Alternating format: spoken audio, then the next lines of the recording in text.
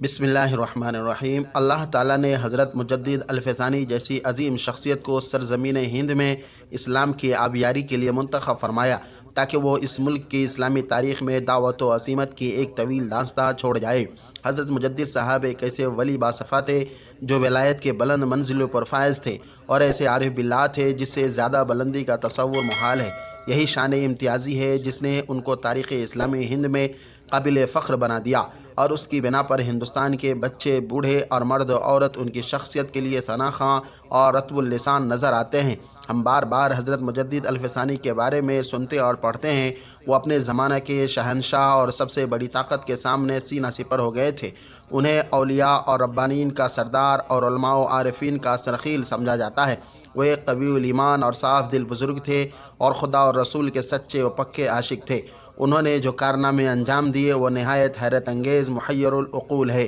میرے دوستو، 11ویں صدی ہجری کے اوائل میں نہ صرف ہندوستان بلکہ پورا عالم اسلام زبوں حالی کا شکار تھا۔ مسلمانوں کے ایمان و عقیدہ میں ضعف داخل ہو چکا تھا۔ انہیں خواب غفلت سے بیدار کرنے والا کوئی نہیں تھا، نہ ہی کوئی ان کی کھوئی ہوئی عظمت کی بازیابی کے لیے فکر کرنے والا تھا۔ باطل طاقتوں نے مسلمانوں کے اس غفلت سے فائدہ اٹھاتے ہوئے اسلام کی عظمت تار تار کرنے اور اس کے قلعہ کو مسمار کرنے کے منصوبے رچنے شروع کر دیے، اور وہ اسلام کی عمارت کو منہدم کر کے کفر و الحاد کا بازار گرم کرنے لگے۔ ان باطل طاقتوں کو حکومت اور ارباب اقتدار کی پشت پناہی حاصل ہو گئی تھی، جس کی وجہ سے ان کی سرگرمیاں دوچند ہو گئی اور دین کی ذلت و پستی، ضیاع اور مسلمان کے الحاد کا خطرہ ان کے سر پر منڈلانے لگا۔ مسلمانوں پر کفر و الحاد کے ان منڈلاتے ہوئے بادلوں نے حضرت شیخ احمد سرہندی کو نیند حرام کر دی، اور وہ بے چین و مضطرب ہو گئے، اور وہ اس عظیم خطرہ سے حفاظت کا سامان کرنے لگے تاکہ اس کے بہ کنی کے ذریعے اسلام کے کلمہ کو سربلند کیا جائے اور ہندوستان کی اسلامی آبادیوں کو ایمان و معرفت کی دولت سے اسیر نو بہرور کیا جائے، اور عزت و وقار اور پرسکون و اطمینان کی فضا پھر قائم و دائم ہو۔ انہوں نے اس معرکہ کو ایمان و یقین کی قوت سے سر کرنے کا عزم کر لیا اور میدان میں کود پڑے۔ یہ معرکہ کوئی معمولی معرکہ نہ تھا، یہ کفر و اسلام کی جنگ تھی، اور یہ معرکہ عقیدہ و الحاد کا معرکہ تھا۔ انہوں نے ایمان و عظمت کی طاقت سے اس کا پرزور مقابلہ کیا، یہاں تک کہ ان کے مد مقابل تمام طاقتیں لرزہ برندام ہو گئی اور ان کے خلاف اٹھنے والی ہر صدا دب کر رہ گئی۔ انہوں نے تمام فتنوں کو اپنے پیروں تلے رون ڈالا، اور جب بادشاہوں اور عمرا کو اپنے عہد و مناصب اور حکومت و سلطنت کا خطرہ لاحق ہونے لگا تو وہ آپ کے در پہ آزار ہو گئے اور طرح طرح کی تکلیفیں پہنچانی شروع کر دی، لیکن انہوں نے ان تمام حالات کا عزم و ہمت اور جواں مردی کے ساتھ مقابلہ کیا اور اپنے عزائم سے شمع بھر ہمہ فہمت نہ کی اور ناکار دعوت سے پیچھے ہٹے اور نہ ہی اپنی بات سے منحرف ہوئے۔ اللہ تعالیٰ نے ان کو پہاڑ کی سی صلابت و استقامت فرمائی تھی۔ میرے دوستوں، حضرت شیخ احمد سرہندی رحمۃ اللہ علیہ اس وقت معاشرہ کی ایک اہم ضرورت تھے۔ اسلامی معاشرہ کسی ایسے صاحب عظیمت کا منتظر تھا جو اس کو متعفن حکومت کے شکنجوں سے آزاد کرا سکے اور برسر اقتدار عمراء و سلاطین کے مکر و فریب سے محفوظ کر سکے، جن کی پوری توانائی دین و عقیدہ سے استہزاء اور تمسخر میں صرف ہونے لگی تھی، تاکہ اسلام کی عظمت لوگوں کے دلوں سے ختم ہو جائے اور مسلم طبقہ کی حیثیت ہندوستان میں محض ایک ذریعہ علاقی ہو کر رہ جائے، جس کے ذریعے وہاں کی حکومت اور سلطنت کے ساتھ اسلام کا نام چسپاں کیا جا سکے، جبکہ حقیقت سے اس کا کوئی تعلق نہ تھا۔ اس سلسلہ میں ان کی جرأت کا یہ حال تھا کہ انہوں نے شیخ احمد سرہندی کو چند سکوں کے عوض خریدنے کی کوشش کی تاکہ اس طرح وہ مسلمانوں کو گمراہ کرنے اور اسلام کی غلط تصویر کشی کے لیے اس سے فائدہ اٹھا سکے، اس لیے کہ عوام کا شیخ احمد سرہندی سے تعلق اور ان کے اندر کی حد درجہ مقبولیت کا انہیں علم ہو چکا تھا، اور اس وقت وہ مسلمانوں کے اندر بڑی قدر کی نگاہ سے دیکھے جاتے تھے۔ ایسے تاریک دور میں جب جہالت و بے دینی، ظلم و سرکشی اور مطلق العنانی و طواف الملوکی اس حد تک پہنچ چکی تھی کہ اس سے زیادہ کا تصور نہیں کیا جا سکتا، اور یہی سرزمین ہند بھی جو کبھی عقیدہ و دین کے لیے ڈھال ہوا کرتی تھی، آج نئے مذہب اور نئے عقیدہ کے اختراع و ایجاد کی سازش رچنے کی تیاری میں مصروف تھی۔ ایسے موقع پر یہ نحیف و ناتواں اور کمزور شخص بھلا اتنی بڑی حکمت اور اسلحے کے مقابلے میں کیا کر سکتا تھا، اور اس کی کیا مجال تھی کہ وہ ایسی حکومت اور فوج کے مد مقابل آئے جس سے محض بزدلی اور اسلحہ و فوج کے خوف کی بنا پر عوام نے سمجھوتا کر لیا ہو۔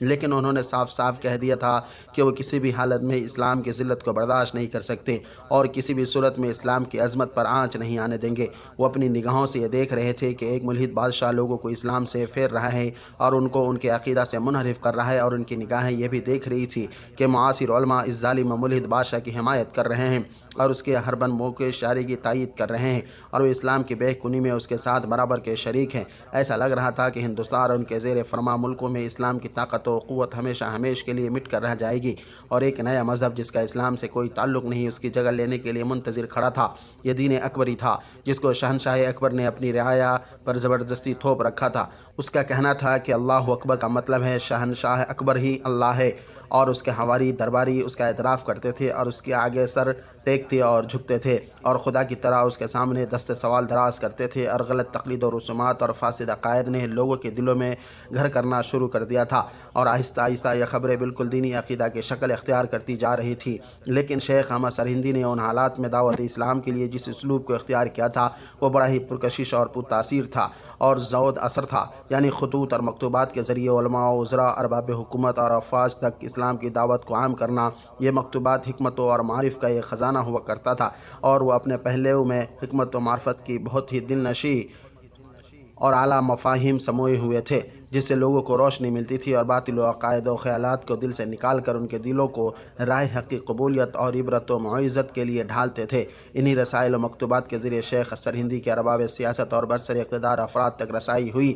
اور انہی دعوت کی وجہ سے اکرام و تعظیم سے نوازا گیا اور شیخ نے ان لوگوں کے دلوں میں سربلندی و عظمت کا مقام حاصل کر لیا۔ چنانچہ شیخ نے حکومت اور فوج کے ارکان سے مراسلت و مکتوبات نگاری میں مزید جوش و خروش کا اندازہ مظاہرہ کیا اور اس کے نتیجے میں ان میں سے ایک بڑی تعداد نے شیخ سے بیعت کی اور ان لوگوں نے دل کی گہرائیوں کے ساتھ شیخ سے محبت کا ثبوت دیا، اس لیے کہ انہوں نے شیخ کی دنیا سے بے رغبتی اور توجہ اللہ کا قریب سے مشاہدہ کر لیا تھا اور شیخ نے خود کو ایک ایسے مفید اور کارآمد عمل سے وابستہ کر لیا تھا جس سے اس دور کے علماء نا واقف تھے۔ میرے دوستو، انہوں نے اپنی پوری زندگی دعا و عبادت، دعوت و ارشاد اور سنت و نوافل اور تلاوت و ذکر کی دعوت دینے اور اس کے لیے لوگوں کو آمادہ کرنے پر گزاری۔ رات میں وہ بہت کم سوتے تھے، ہر روز آدھی رات کو بیدار ہو جاتے اور نوافل و دعا، عبادت اور توبہ و انابت اور ذکر و اذکار میں صبح تک مشغول رہتے۔